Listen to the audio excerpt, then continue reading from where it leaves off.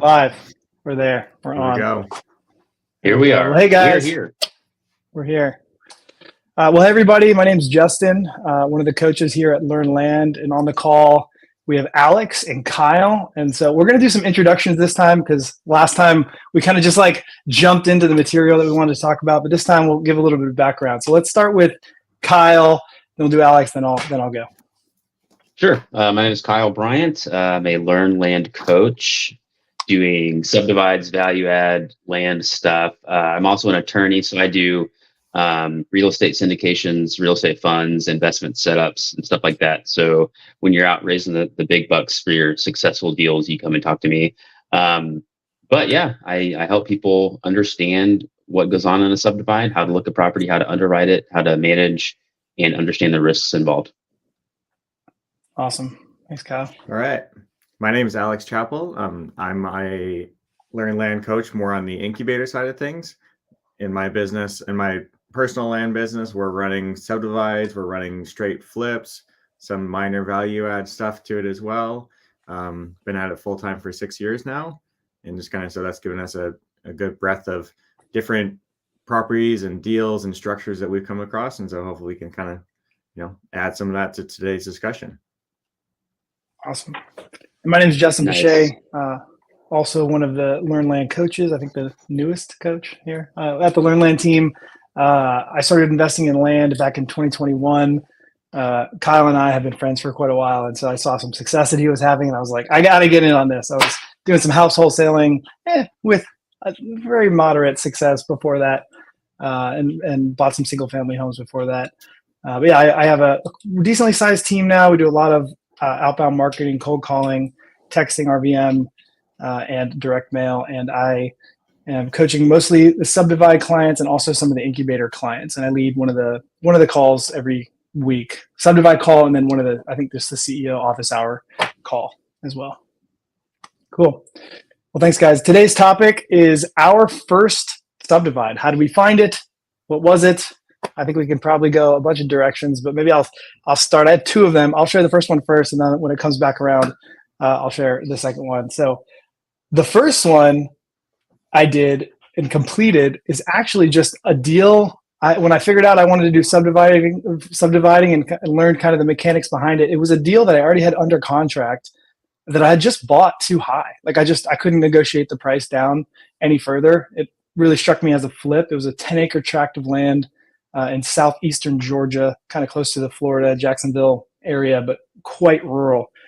But it had great road frontage, power, dirt road or gravel road on two sides. And, did some digging into we lost Kyle, but I'm sure he'll be back. We did some digging into the county regulations, and turns out there's only, you can subdivide there up to 3 acres or larger. So it was a 10-acre tract, no approvals for 3-acre subdivides or larger if you have road frontage. And so it's really just a simple, I hired a surveyor, got it platted, recorded, and then sold the lots like very, very quickly. It's like, it's about as little work as you can possibly do on a subdivide and actually subdivide the tract. So I pretty much turned a non-deal or like a okay deal. Maybe we'd have made 10 or 20 grand on it into like a $40,000 or $50,000 profit on that deal, which was great.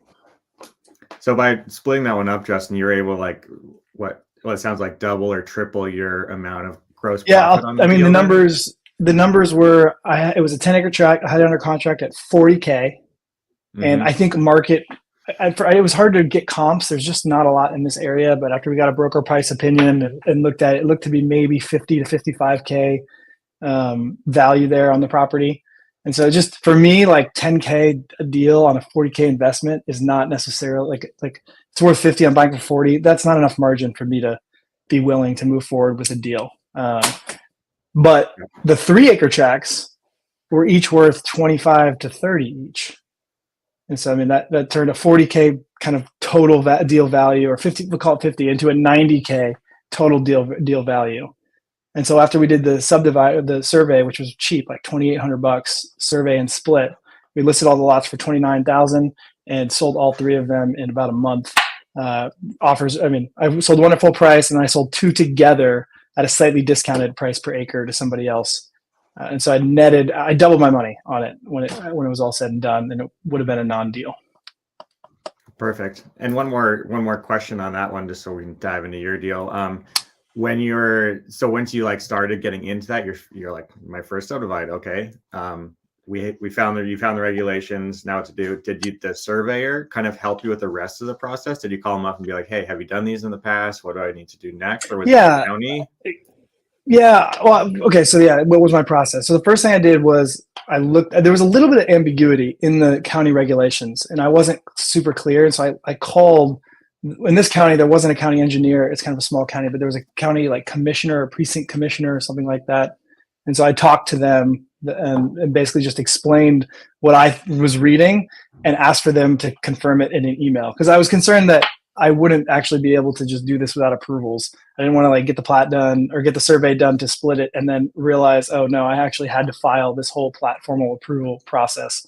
But when they told me, yeah, as long as you're greater than 3 acres, you don't have to do anything. Just get the survey and sell the lots. And they confirmed it in email.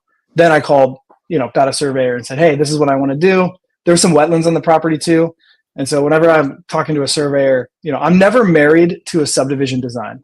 Like when I look at a piece of land, I can see in my head how I think it should lay, but I'm never married to it. I don't really care. I just want to kind of maximize the profit I can get out of that property, while creating a desirable end product that's similar to what's around it.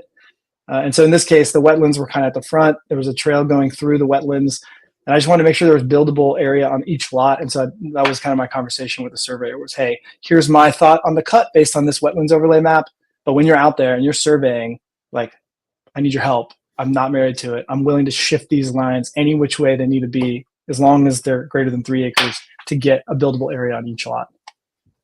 That's a great point. We definitely do that in our projects too. It's like we have an idea in mind, but we let the surveyor, who's actually going to be like boots on the ground, walking the thing, figuring out like we're trying to create an end product that has a home site for each property that's usable. So no, seems like a good first subdivide. Yeah, that was first one, like soups to nuts, buy to sell, completely sold out. But I got another one later that I'll share that I'm still working on.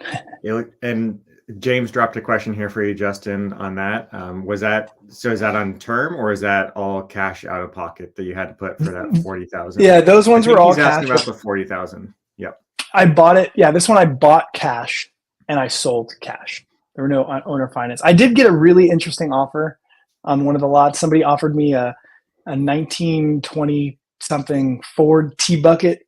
I tried to take it. Like I wanted to take it because I wanted to have a story that's like, oh, I sold land for a sweet, hot rod. But my wife was like, where the heck are you going to park it? And in the end, she said, if you can figure out a place to put it that's not our house, you can do it. But the buyer ended up saying, hey, you know what? I'm just going to bring cash at the end of the day. Dang, that would have been a fun trade. Yeah, I'm still waiting. I'm still hoping to trade some land for something else, like a car or something eventually. But yeah, I haven't done it yet. So, okay. Well, here I'll dive into mine. So I kind of have two as well. I'm just going to go over them both because when it happened really quickly, and one we sold all together, and one we actually went through the whole process of.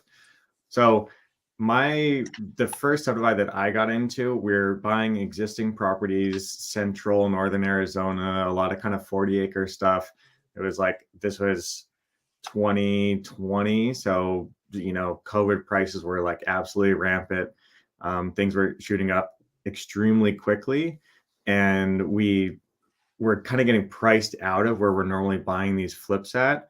So we used to be buying these flips for like 20,000, selling them for 40,000 type of thing. And then prices were like rising very quickly. And so the sellers now are getting a lot more, higher offers on the thing. And so we ended up starting to be pushed up into the high 20s, $35,000 on the buy side, but they're only worth 40 or 45,000. But we went to the county. We found out that if in this area we can do 10-acre splits with just a survey, and then we deed the property back to ourselves. So we just take a survey and then 4 new deeds from ourselves to ourselves with new legal descriptions. So that's kind of how we got moved into it. So it's kind of funny. We kind of got like forced into doing subdivides in a way because we wanted to keep working this area, but the margins were no longer there for the properties that we were buying. So the first one that we did, we actually bought it. We bought it pretty well, and we're like, oh, this is a great property. It's got road access on two sides, so we can take our 40, split it into 4 properties, and make, do well on it. And so we started marketing it as 10 acres, and then also marketing it as 20, 30, or 40 acres. And we actually had somebody come along and buy the entire property. So we never went through we got it surveyed. We just never went through the actual final process of recording it with the county. And so we just sold it all together to one buyer. And then we kind of did the same thing over again with another property. And again, we leaned really heavily on the surveyor because there's multiple surveyors in the area.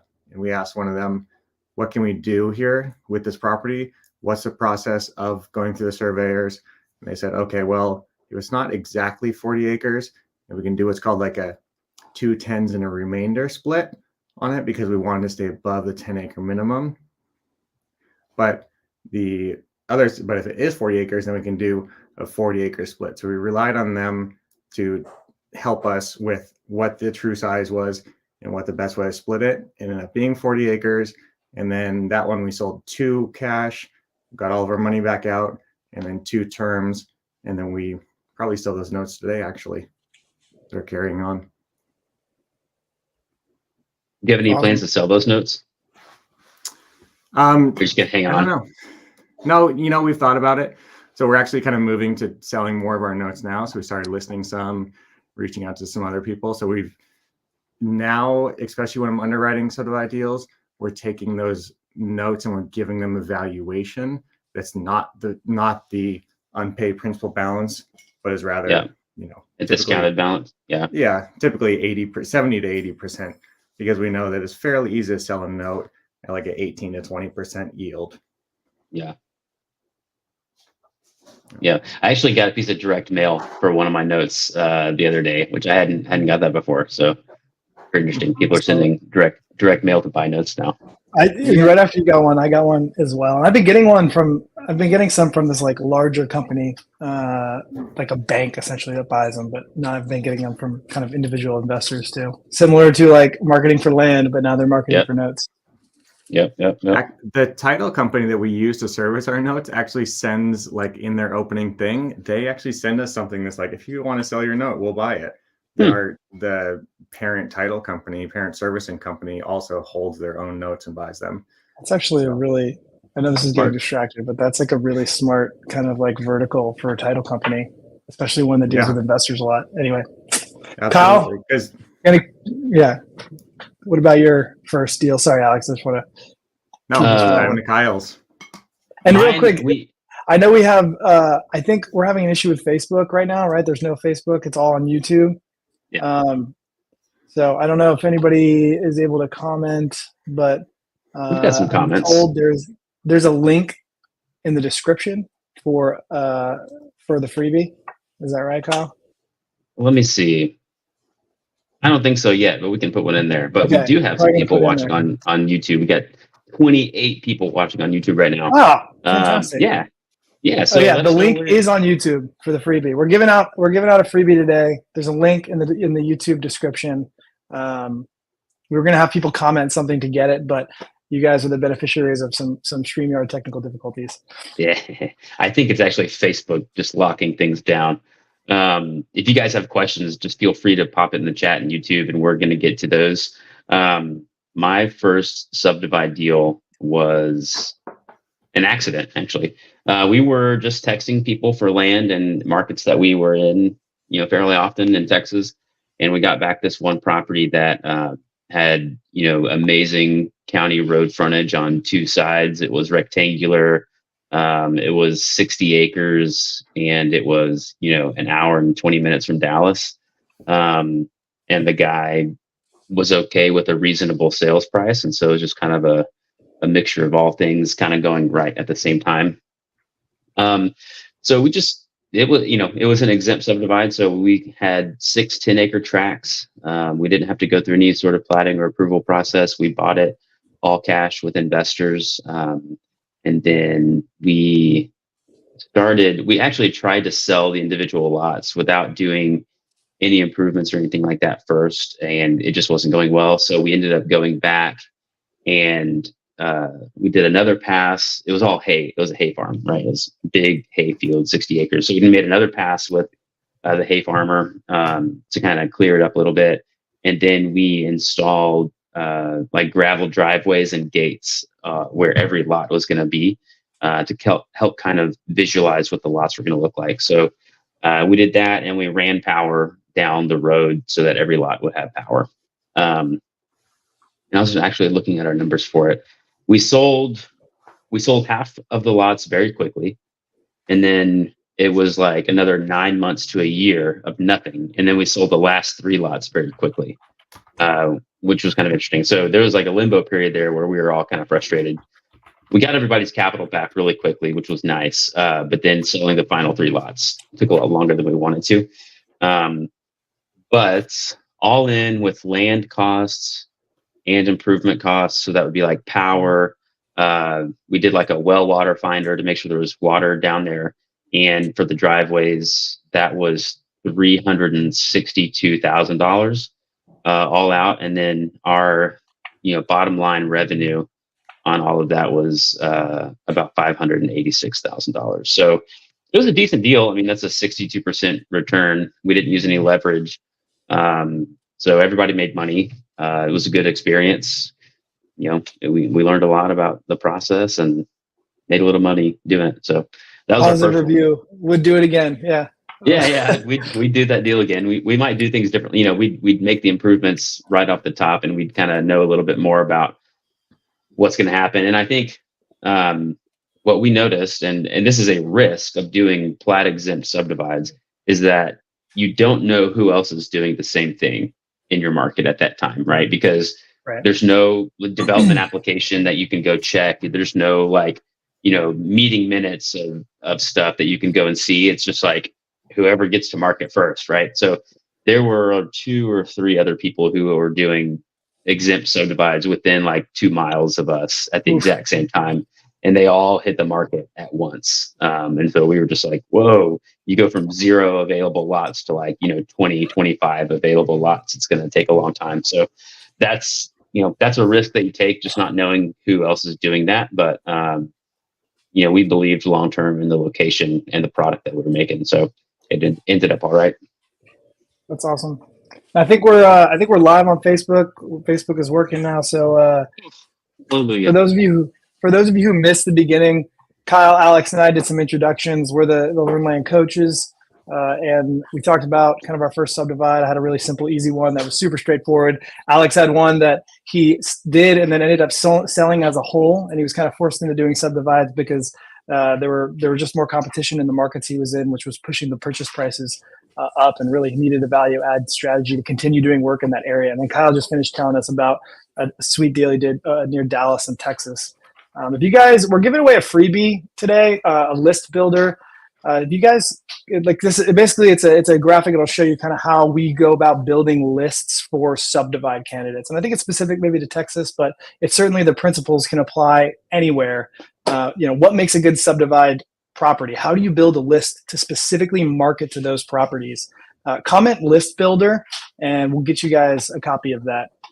And I want to jump into kind of the other subdivide I wanted to talk about. I talked about the really simple one that was my first kind of complete one from inception to completion, selling out of the lots. But I actually have one that I got under contract before I finished that one that I'm still working on. And this is, I got it under contract at the end of 2022. So it's now 2024, and we are still in the middle of this subdivide. It was a 150 acres in Morgan County, Alabama, a 13 lot split. Went through a couple of kind of iterations to get to that. I had originally had more lots, but when you dive into a project, you can think something, but especially when there's a lot of engineering requirements and county requirements, this is not a simple. This is a major subdivide, not a plat exempt. So I had to go through a lot of approvals to get this one done. You find that there's restrictions and things that you have to do to change your plan. So this subdivide, I bought it for $715,000. I used leverage, used a bank loan. And with capital improvements, the total raise was about almost $400,000, just under $400,000 that me and investors were into the project. The plat approval process took quite some time. We started submitting initial engineering preliminary stuff maybe like April or so of last year, about a year ago, to the county.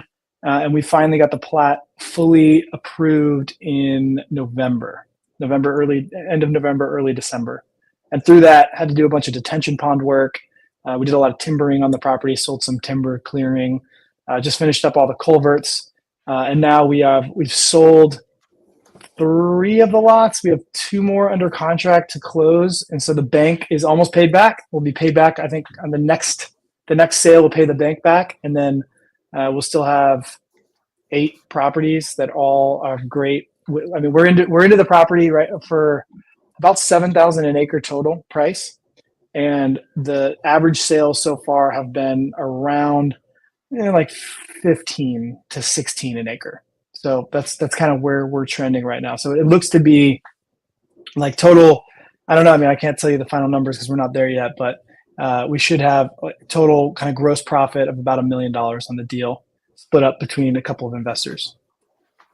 And so I'm really excited about that one. We're kind of full steam ahead on that one, selling it right now, but TBD on the actual results. With that sort of on that one, you're forcing appreciation from 7 to 15. So that's like a deal that even you could do if you had the cash, you could just do cash with it. Yeah, this one would have worked. I know we talked about last week of like what kind of I think it came up of like what you're looking at of like, okay, see if we can push it up 40% on that. And then when you get leverage, then you're looking at double your money sort of thing. But your deal is like a kind of one of those. This one's a really good one. Taking a long time, but it's kind of more of like a home run sort of deal. Yeah. I mean, I think I don't know what the end return will be, but I think for investors, it'll be somewhere around a 200% return on cash invested, somewhere in that, Not bad. realm. So but I mean, it's a longer term deal, right? I mean, everybody, me included, I'm one of the biggest single investor in the deal, but I have other investors in there. We closed on it in March of 23. That was closing date, sometime in there. So it's been more than 12 months, so 200% return on cash, but now we're below 200 on an annualized return. And like the longer it goes, but yeah. I think within the next maybe like 3 months, all the investors will have their cash back, and then we'll all just be kind of waiting on the profit. And we can at least redeploy our capital into other deals and get that money back working for us.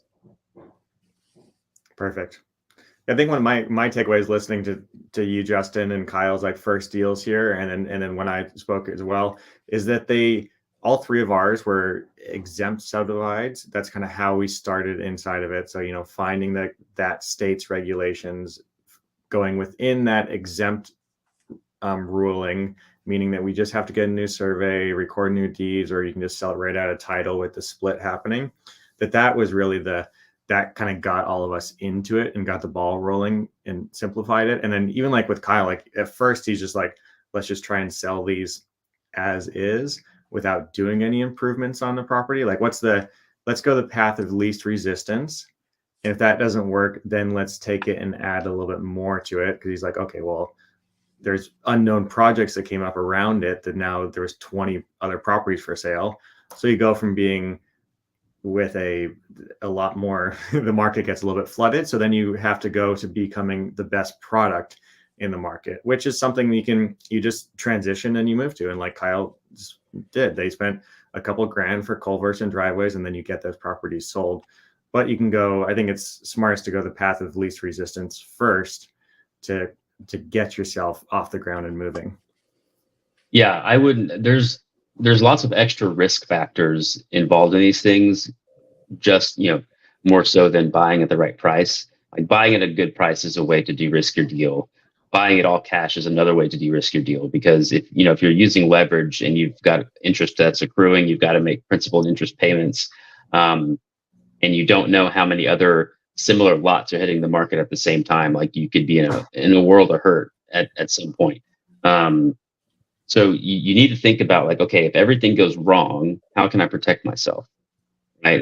And usually the baseline is if we buy it at a good enough price and we buy it all cash, and for some reason we have to sit on it for 2 years, will we be okay?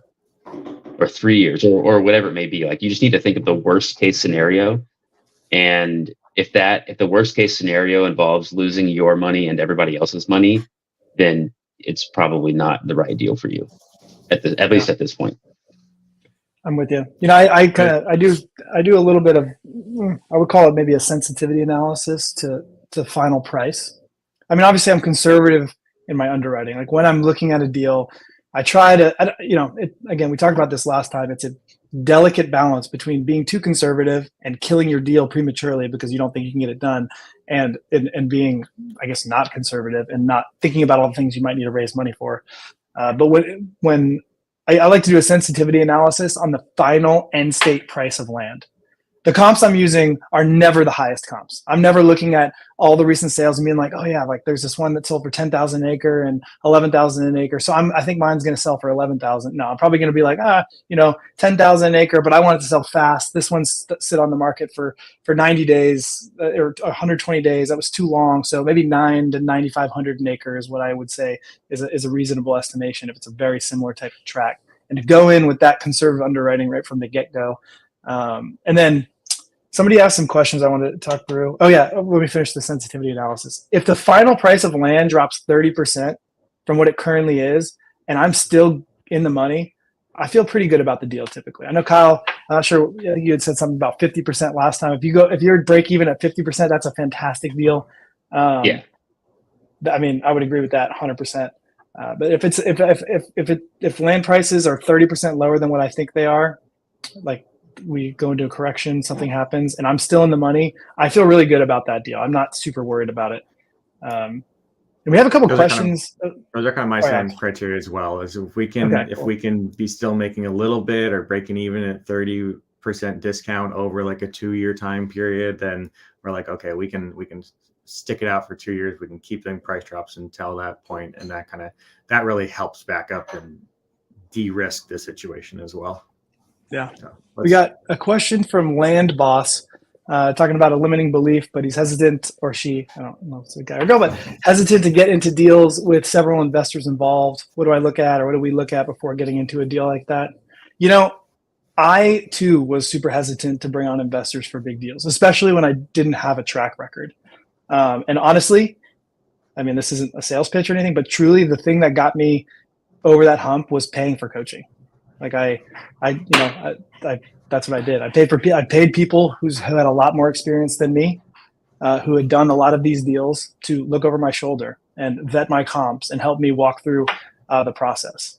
That's what got me over the kind of fear, if you will, of doing it. It's like, it's not super complicated. A lot of these deals are not super complicated, but if you've never done them before, and especially when you have other people relying on you whose capital is at risk, it can be nerve-wracking. And then the other thing is, without a track record, like, how do you get a bank loan? Like, how do you get a bank to lend to you if it's a larger deal? How do you get people to trust that you can actually execute this project? And I think having a network of other investors that are doing similar things to bounce ideas off of can help. James also asked, do banks give loans on land? The answer is yes. There's a lot of different types of land loans that you can get. I just got a loan on a piece of land, an ag loan. I bought the land in my personal name, and it's an ag loan from an ag bank, which is great. It was only 15% down. I think 9% interest, which is pretty standard, I guess, right now for commercial type loans. That's what I'm seeing across most of the loans I have.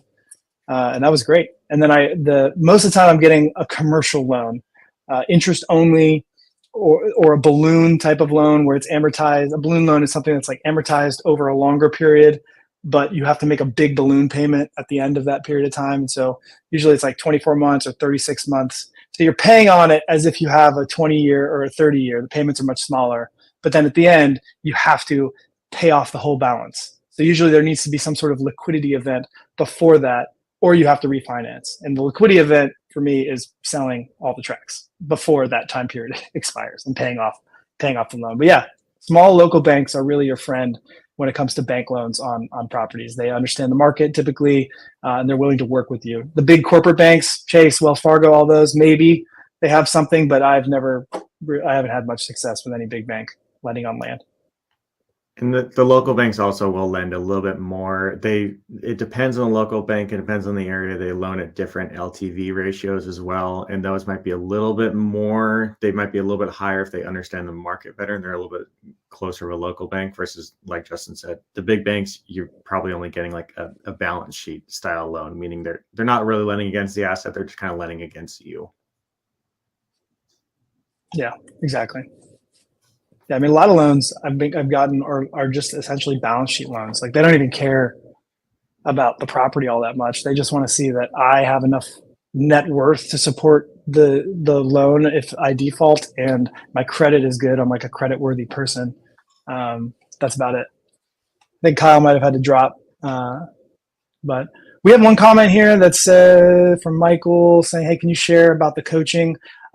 Somebody can probably reach out to you, Michael, I think, and get you some more information. But if you go to learn.land, our website, there'll be places on there where you can get some more info and book a call to kind of talk to somebody on the team to learn more about what coaching and what we offer. The other had one more thought on that question from Land Boss is that the other good way to go about it is to bring in those investors on like a very ground level perspective, and so that way they're comfortable with the deal all the way through the process of like, here's the comps. You kind of just like give them all of the information and you walk them through all the information, and you don't give them just like the high level. You're giving them the details and saying, look, these are the comps. Do you agree with the comps? And so that way they're kind of help making those decisions in a way and like backing up your numbers. Now, this is if the other investors are in the land space as well, or in like regular real estate investment space, to make sure that they're kind of backing up the numbers. And so it's like, you're not just like blindly taking their money, or they're not blindly trusting you. They're coming in, providing you with some of that kind of help with the analysis side of the deal. That kind of helps to reassure you. Yeah, definitely. And I think, one mistake I've seen a few times for kind of newer investors newer to the Subdivide space who have brought me deals to look at, when I'm looking at their kind of like commission split, or like how they're going to plan on getting paid out on the deal. I see a lot of new investors like inflating maybe their percentage, their GP percentage, or what their management fee for the deal. If you're really new and you need investors to get a deal or two under your belt, I think it's totally reasonable to give up more equity to get through that deal than maybe trying to hold out and maintain it all. That being said, some of these deals can be really profitable. So, be sure to pay out fair returns to investors and maintain enough money to make it worth your time. But usually people can get over their hesitancy of investing if you give them an attractive enough return. But I agree with Alex, walking them through every comp and like why you can't lose money or you won't lose money on this deal, why you think that should help a lot of people get over that hump.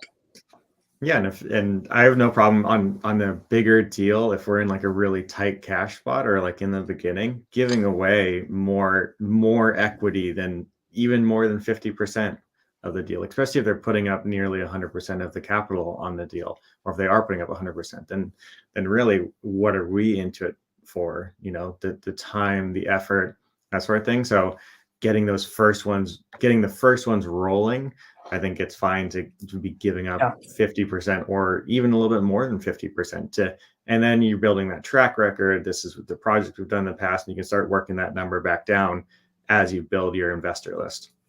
Yeah. I give away 80% of my first huge deal.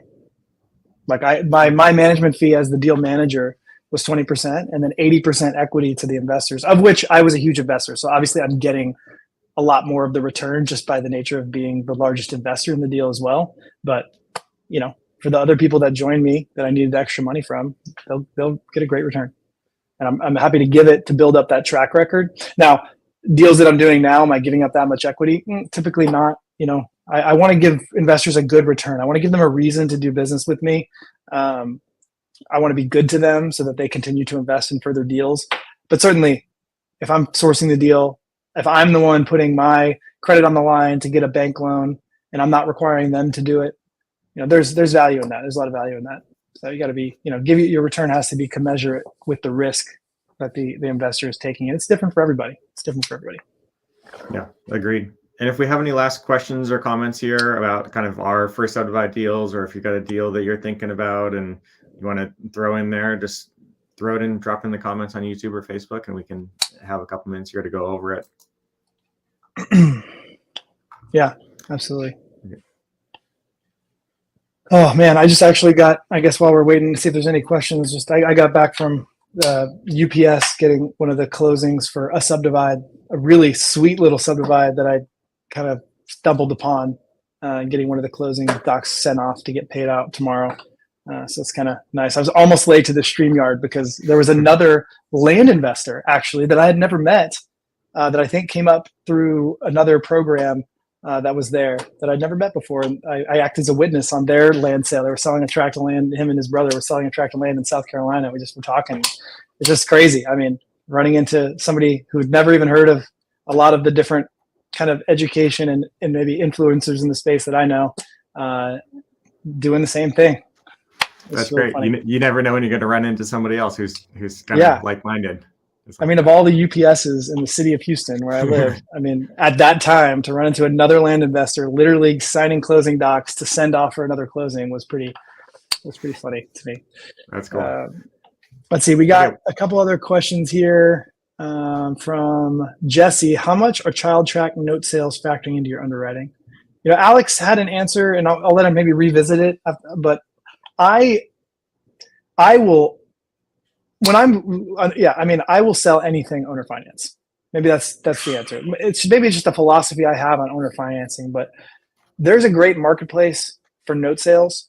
And what Alex said earlier, I completely agree with. It is very easy to sell a note as long as the land value is obviously higher than the principal balance. Like you can't be underwater on the note, but it's very easy to sell a note at 18 to 20% yield. Very easy. I mean, like, when I list a note at 18%, I get offers at 18.5, 19, like the next day, get it under contract to sell.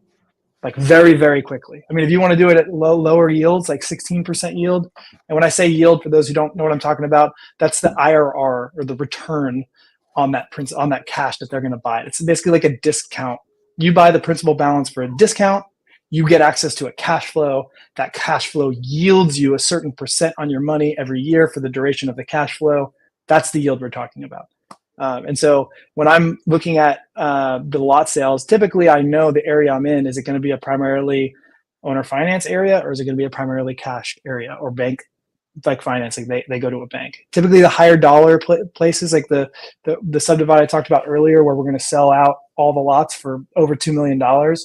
Each lot is like $150 to $200 something thousand. And so like, typically those are going to be banks. I mean, banks are going to lend on that. They're really nice tracts. You're going to get a buyer that can afford that type of tract. There's not going to be many owner finance deals, but another Subdivide, the one that I just went to UPS to mail off, those are like $25 to $35, $40,000 lots in the end. And a lot that's in rural Alabama. And so that's a place that is common for owner financing. And so I have no problem writing all those offers owner financing. And my strategy for that is really just to factor in. Basically, I essentially give like a cash discount price. Like I'll list it for the owner finance number, and then I'll include a cash discount price. And when I do the math, that owner finance number, maybe it's $40,000 total sale price with $5,000 down or $10,000 down or whatever. That $10,000 down I'm going to get, plus selling the principal balance of $30,000 at a 18% or 20%. I usually use 20% yield. Should get me to my cash discount value to make those two offers essentially equivalent in my mind, other than a couple months of hold time. I know this is kind of technical. I might be saying things that a lot of folks maybe aren't ready to talk through yet, but if you have any questions on owner financing, I love talking about it. I think it's a great business strategy for anybody in the land investing space, because you turn something that has a limited buyer pool, a piece of land, right? Somebody's going to want to do something with it to buy it typically, into a piece of paper that now you can sell to almost anybody. Anybody who wants to make money is willing to typically buy a cash flow. So you've turned an illiquid asset into a very liquid asset with a much broader market, which is why I love owner financing. I totally agree with you, Justin. Here I've done owner finance since like day one. Actually, the very first property that I ever sold that was a flip was an owner finance sale. is because we put it up as an offer, and we got that as an offer, and that person paid off their thing like 6 months ago or something. But we're willing to owner finance anything too. When we're factoring into our like underwriting on that, we're thinking, can we sell enough of them to be cash? And then if the other ones were getting a 10 to 20% down payment between the one, let's say there's 4, one goes cash, then the other ones are 10 to 20% down payment. Can we get all of our initial investment back out of the deal through the remaining down payments of the deal? And so that way we're kind of all of the initial investments back out, and we just have like a cash flowing note portfolio afterwards, or whether it's 2 notes or 15 notes, depending on how large that split is. So that's kind of how we think about it in our underwriting. Can we get our cash back out through cash sales and down payments on the remaining properties? Yeah, 100%. I love that. And it looks like we got another question here from John. What's the best state for subdividing? My opinion here is that there's people doing deals in every single state and splitting in every single state. You want to go to a hard state that might be like something like California, where there's probably much tighter regulations. There's guys there who are just like absolutely killing it and have huge businesses. Then there's other states that, so I don't know if there's really like a secret list of states. The thing that I would suggest is finding, if you're existingly working in a state or you're thinking about working in a state, is to first go to the county-wide or the state side and figure out if you want to do the simpler exempt subdivides, what criteria do we have to meet in order for that subdivide to be exempt from the greater full plat proper subdivision approval process? That'd be my suggestion for finding a state. Yeah, agreed.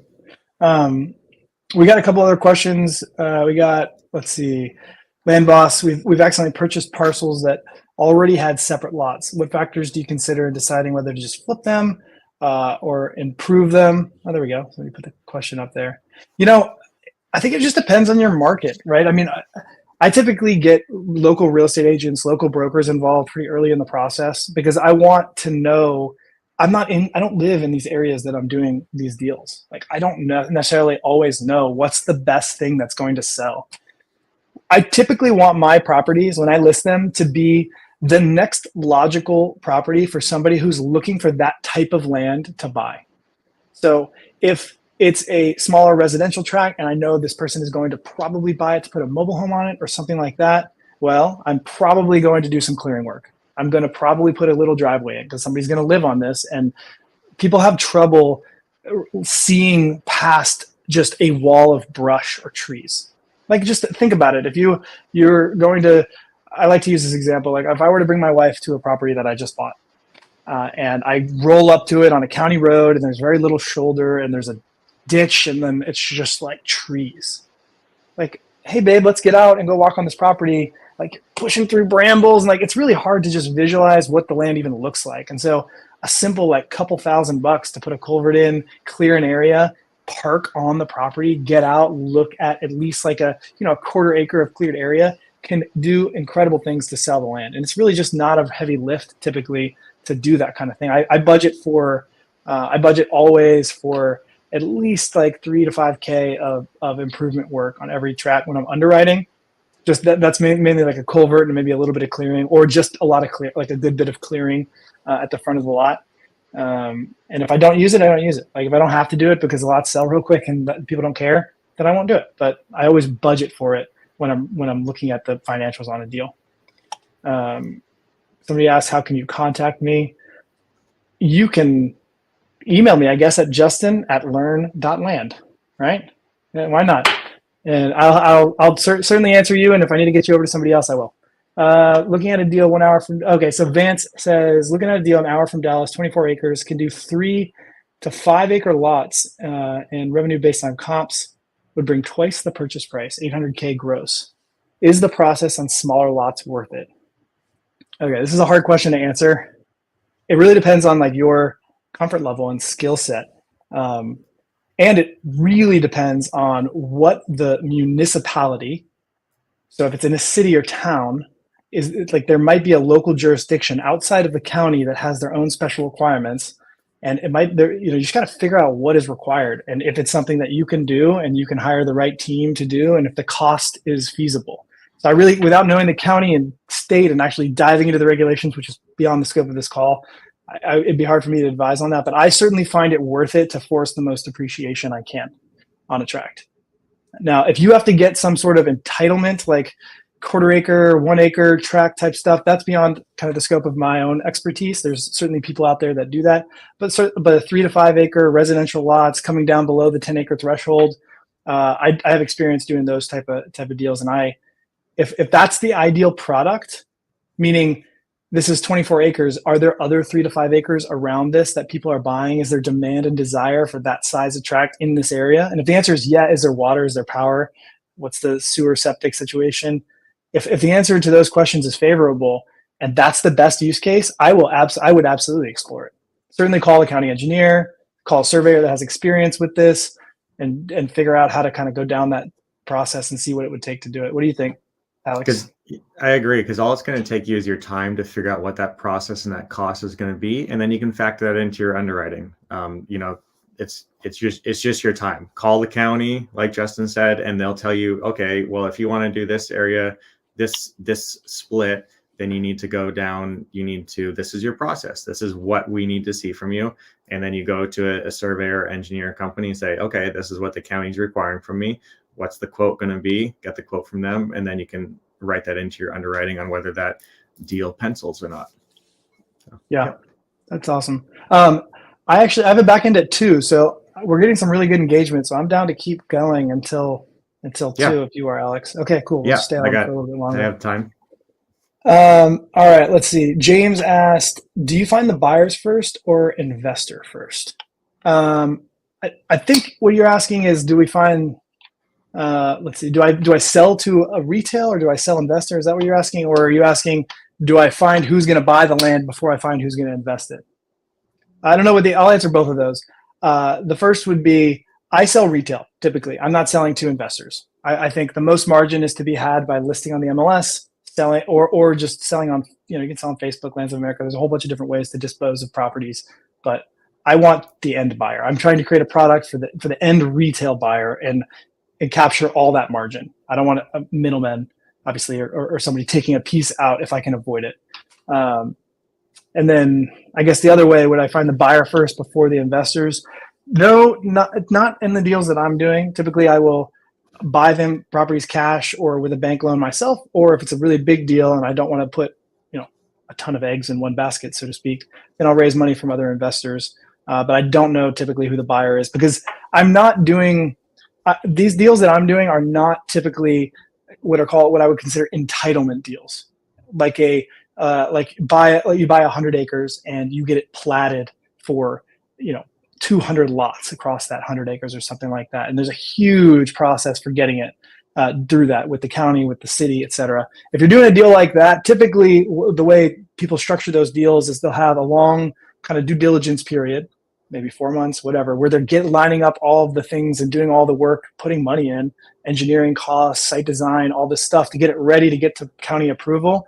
And in that time period, they will also find their buyer, which is typically a big home builder who's going to buy all these lots and build. And if they don't have a buyer for the property, they typically aren't going to go through closing. They're going to, basically what they're going to do is they're going to do all this work, put all this money in up front, and then their buy and their sale are basically both going to be contingent upon the entitlements being approved. And then when that gets approved, their buyer will buy and they will buy and they'll make that margin. And they've done all the work and coordination to get it through there. But that's beyond the scope of what I do. Those are significantly more complicated deals. Absolutely. Yeah, absolutely. So, what's your buy? Go ahead. What's your buy due diligence period? So on us, we like to, we're looking for a minimum of a 90-day total contract. There's times when if we really need to, and it's like, we know it's a super solid deal, we'll just push it through. But our true due diligence period is we're looking for a 90-day total contract time with between 30 to 45 days for our due diligence period.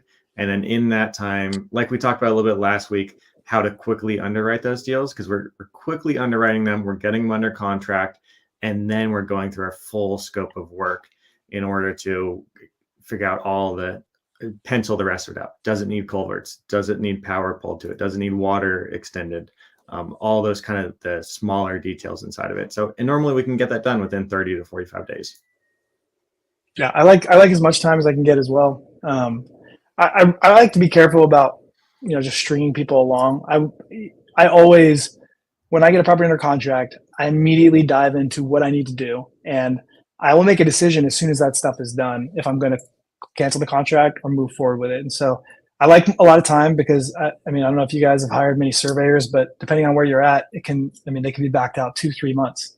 Yeah, it's getting a little better. I've noticed it's actually quite a bit better, but 2022, it was really bad. It took me 6 months to get a survey on one property, and I was like, how do I freaking have it? I don't even know how many acres I'm buying. Like, how do I get this due diligence period small? And anyway, so it's all negotiable. I typically lead with 90 days when I'm sending an offer, and if there's an issue, I just had my acquisitions manager just messaged me a little while ago during this call and said, hey, had to send a paper contract to a guy. And he had an issue with our 45-day due diligence period, and so he wanted 30 days. And I told him to one line that 45, initial it. When he sends it back, I'll initial it, and then we'll have a 30-day due diligence period. Whatever, not a big deal. That just means I have less time to make sure I want to buy it. So I got to jump on that as soon as I get that contract back, making sure it's a good deal. I think that's the important thing. You got to be flexible. You need to be flexible in the process. Other questions? Let's see, Jesse. Because where are you listing your notes for sale? Okay, so I like listing my notes on PaperStack. If you guys haven't heard of PaperStack, there's no affiliate or anything. It's just it's a note marketplace. Paper and stack is spelled STAC, and I have notes on there for sale right now. I just asked my assistant to list 3 more. We just closed on there. And it's nice. It's a slick platform. It's all like online notarizations. You basically upload your note, your mortgage, your deed of trust, your land contract. Land contracts are typically not very attractive. Most people don't buy those. So if you're doing land contracts, I advise you to not, and actually write it up properly if you ever plan on selling it, and do a deed of trust or a mortgage or a credit deed if you do Louisiana. You list it on there and you put all the information, you provide the buyer kind of everything you have on it, your closing like your documents and your title insurance policy as a lender if you have it. If you don't, I've sold notes without that. I've forgotten to add a lender's policy, but typically you want a lender's policy to get a more attractive note sale to folks, and you just get offers, you negotiate. And PaperStack. So PaperStack is going to be like, you can get a less yield and it's going to be more work to get it. So like you can sell your note for what would be more money to you. If you might even be able to push that down to selling it to investor for only 16% or 18%, but it's gonna be the most work for you. The other side of that is like Clint. Clint actually is buying notes himself. He has a portfolio. And so he's like the opposite side of that. He's wanting a higher yield, but he's like the least path of resistance. So it kind of depends on what you're looking for. You're looking for that quick cash out, go to one guy, they're going to buy it, like the CarMax style thing, or do you want to put it on Facebook Marketplace and you want to talk to 15 people kind of thing? There's 2 ways to go there. 100%.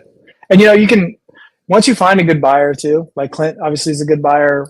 I have a couple people, one guy's bought 12 notes from me. You can go direct to them. I still personally love going through PaperStack because the process of just getting things notarized online and then wiring the funds and PaperStack holding it in escrow. I think it's $500 total in fees and escrow fees typically on average per transaction. It's just honestly, it's just a great service for what it all is. But let's see, what else we got? Do I do entitlements? I do not do entitlements. It's not my area of expertise. I've had some deals come across my desk that I thought, man, this could make a nice entitlement, but it wasn't by right zoning. And what that means is not only did you had to get a zoning change before you could even go through the entitlements. So it was kind of a 2-step on the deal. So it wasn't really a great candidate. The best candidates for entitlements are by right zoning, meaning the property is already zoned. The infrastructure is already there with the right amount of taps along the main roads. And all you really have to do is follow the county plat approval process for getting that, tiny lot subdivision that you're doing through the entitlement. Those are the most attractive deals for that. But obviously there's a lot of competition for those lots because there's not many, it's pretty easy to identify which ones those are. And there's a lot of people that want to buy them, including the national builders. Another from Jesse, am I using option fees? I'm guessing you mean on the buy side, like am I buying properties with an option, like an option contract? That's how I'm reading that message. I don't know if we can highlight that. I don't know how to highlight a comment. But yeah, I mean, it's pretty simple. He says, are you using option fees? The answer is I'm not typically buying properties on option contracts.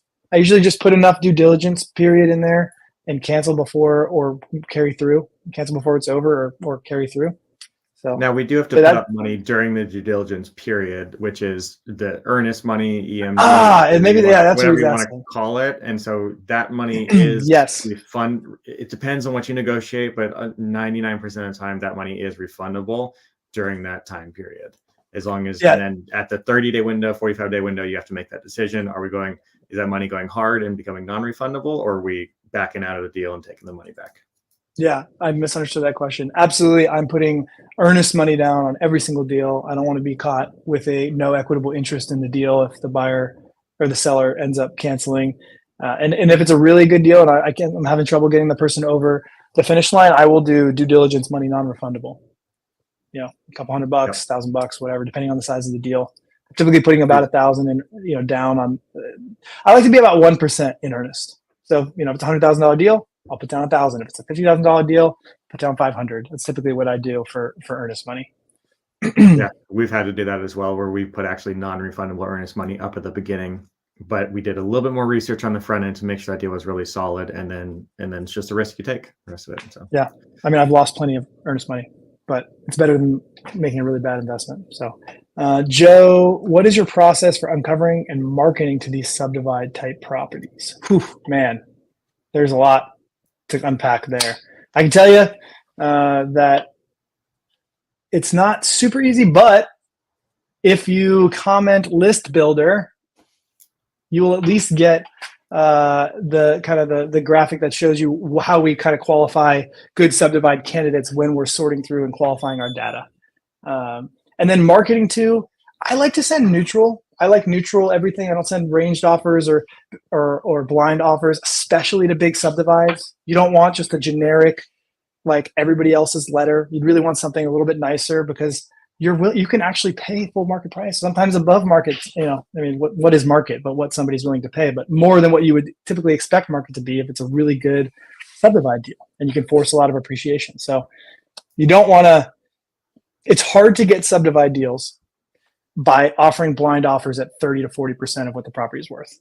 I will tell you that's not a great way to get a lot of callbacks for subdivide deals. You probably will eventually send enough, but that's not a great way to do it. Yeah, absolutely. That's cool. a good answer. So let's see. And we're going to be doing these continually next, weekly. I know Kyle will definitely be on with us longer in the future, and then Clint will be on in the future with us as well. So if you have other things, if you're like watching the replay on this later and you're like, I want them to talk about this next, just drop it in the comments in the chats, and then we can just brainstorm and we can take your comments and we can figure out what our next topic is going to be. We got one nailed down for next week already, but beyond that, we're very open for suggestions. Yeah, I mean, I want to talk about what everybody who's calling in wants to hear about. I mean, we do this all day, every day, kind of full time. I mean, all the coaches. Yeah. Well, Kyle does a lot of lawyering, attorneying now, but he's working on a lot of big deals on the side. But I mean, this is what I do every day, so I love talking about it. All right, I have to run. It's 2:00, my back end, but thanks, Alex. Appreciate it. Thanks, everybody, for hopping on the call. Really appreciate it. I hope you guys tune in next time. And yeah, if you want the list builder, comment list builder. And I think Jess will probably come back through the comments and make sure everybody has what they need. Great. Thanks for joining us today, guys. Appreciate it.